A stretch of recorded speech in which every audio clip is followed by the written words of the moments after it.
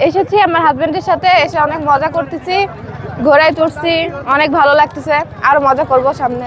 বিয়ের পরে প্রথম হচ্ছে আমরা কক্সবাজারে এসেছি হানিমুনে, তো খুব ভালো লাগছে এখানে ঘুরে। আর ভালোবাসার দিবস তো হচ্ছে সবার জন্যই অনেক বেশি মানে আনন্দের। তো ওই আমি লাস্টে এটাই বলতেছি হ্যাপি ভ্যালেন্টাইন ডে আমার হাজবেন্ডকে। Happy Valentine's day.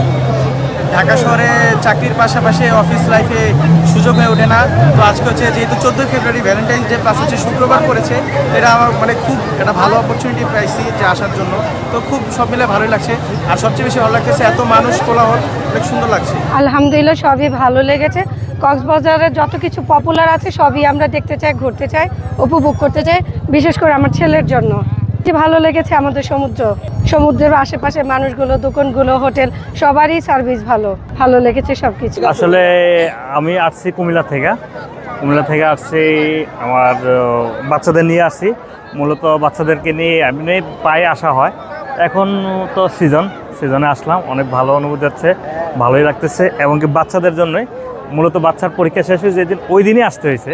বাচ্চার অনেক দিন ধরে ছিল, বায়না ছিল যে আসতেই হবে, কক্সবাজারে আসতে হবে।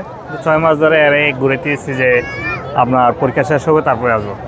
এবং কি ইন্টারেস্টিং বিশিং একটা জিনিস যে ওই দিনই রাত্রে 10টায় রওনা দেবো, সকাল 1টার দিকে দুপুরে পরীক্ষা শেষ হয়েছে, হওয়ার পর থেকে শুধু বারবার টাইম জিজ্ঞেস করতেছে 10টা কখন বাজবে।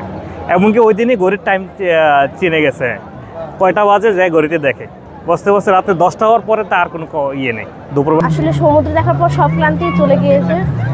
অনুভূতিটা আসলে বলার মতো না, কারণ এত সুন্দর একটা সৈকত, পানি, ফ্যামিলি নিয়ে আসা, টাইম স্পেন্ড করা, ইটস রিয়েলি অ্যামেজিং। অ্যান্ড আমরা সবাই অনেক খুশি। তো এটা বলতে গেলে একটা প্রকৃতির একটা আশীর্বাদ যে আমরা এত সুন্দর একটা সমুদ্র সৈকতে আসতে পেরেছি। আমাদের এত সুন্দর মানে একটা সৈকত রয়েছে।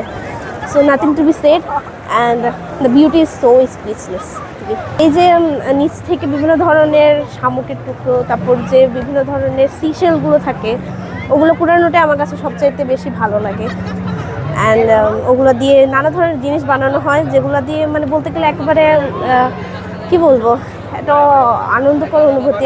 এখানে আলাদা একটা আবেগ কাজ করে। আর আমার একটা ভালো লাগে, সারা দেশের মানুষ একসাথে আসে, আলাদা একটা পরিবেশ, আলাদা একটা মনের একটা আলাদা খোরাক জোগায়। এখানে সবসময় আসতে ইচ্ছে করে, খুবই ভালো লাগে। আর আপনাদের দেখলে তো আরও ভালো লাগে। বেলায় যে সূর্যটা ডুবে অস্ত যায়, এই মোমেন্টামটা খুবই ভালো লাগে, একা বসলে আরও ভালো লাগে।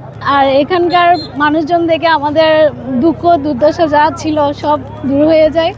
তারপর এখানে অনেক সুন্দর সুন্দর জায়গা আছে যেখানে ছবি তুলে আনন্দ পাই আমরা, এখানে পানিতে নেমে আনন্দ পাই, তারপর অনেক মজা করতে পারি, অনেকগুলো জিনিসও কিনলাম।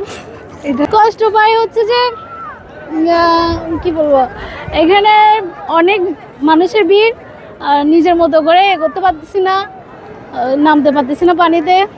আর হচ্ছে যে তেমন কষ্ট এখনো পাইনি।